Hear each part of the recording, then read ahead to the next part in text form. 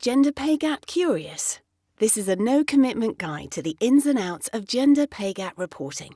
Stay with us for the next 5 minutes for an all-you-need-to-know guide. Let's begin at the beginning. What actually is a gender pay gap? It's a percentage difference between the average hourly rate of pay of male and female employees. To give you the national picture, in 2016, the gap across the whole of the UK's working population was 18%. So if a company has a pay gap, does it mean their employees are being paid unequally based on their gender? No, not necessarily. There's a lot that goes into an average. As said Dixie Lee Ray, the scientist and former governor of Washington, beware of averages. The average person has one breast and one testicle. Rules requiring equal pay for men and women have been around since the 70s. This involves a like-for-like comparison of the type of work done and requires equal pay for men and women doing essentially the same job, same type of work, or work of equivalent value. A gender pay gap is different. It doesn't take account of different types of work done and looks at the average. It's not about one person's pay compared to another.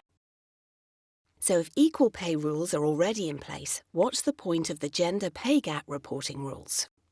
They were introduced by the government to encourage employers to look into and report on whether they have a gap, so whether they are contributing to that national picture and why their particular gap exists. Because there's a lot that goes into an average, the reporting rules are designed to encourage employers to look at a much wider range of things than the equal pay rules require. Things such as the distribution of full and part-time work between men and women, the proportion of men and women in the various departments doing the various jobs, and at the various levels of seniority, the so-called glass ceiling. It goes back to the old adage, what gets monitored gets managed. Highlighting the gap nudges employers to look into the reasons for it. The rules about what needs to be reported is the minimum. An employer can go into more depth if it wants to. All larger companies are to publish a report each year based on a snapshot of their workforce's pay each April. That report is published within a year of the snapshot in 2 places, the company's website and the government website. So you will see some of the UK's biggest brands publishing each year. Sometimes there will be multiple sets of figures for what you thought was one company. That's due to how the company is set up behind the scenes. When the reports appear, first off, you will see the difference as a percentage between the average hourly rate of pay for men and women across the whole of the organisation. Resistance is futile. It's time for a formula. The gap is calculated by average male pay minus average female pay divided by average male pay multiplied by 100. A positive figure means men's average pay is higher. A negative figure means women's average pay is higher. A quick dive into the detail. On the day the snapshot is taken, the pay of anyone who is a full or part-time employee is in, plus some contractors and temps if they are not through an agency. All these people are included if they are based in Great Britain or if they work overseas but their employment is closely connected to Great Britain. The pay that counts is basic pay, shift premiums and allowances, before deductions such as for tax or pension contributions.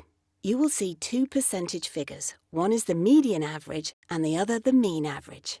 Remember what the difference is without Googling it? Yes? I salute you. If not, you're in good company. Try this rhyme. Hey diddle diddle, the median's the middle. For the mean, you add, then divide. Genius. Next, the report will break down the salary range across the whole organisations into 4 quartiles, and will give the percentage of men and women in each quartile. Sadly, it doesn't mean you will be able to figure out what your mates get paid by looking at the report for the organisation they work for. It will talk in quartiles, not actual figures. You will have to find another way to persuade them to buy you that drink. The report will also contain information about bonuses, the gap in the average bonus payments for men and women, plus the percentage of women and men who receive a bonus at all. And finally, there might be some commentary about the figures and what the organisation might be doing in response to them. Companies aren't obliged to include this, so some will and some won't. And it might change year on year. And that's it. Gender pay gap reporting in a nutshell. Look out for our reports appearing on our website each year. And so long as you don't want to put them through a maths test, if you have any questions, then please speak to HR.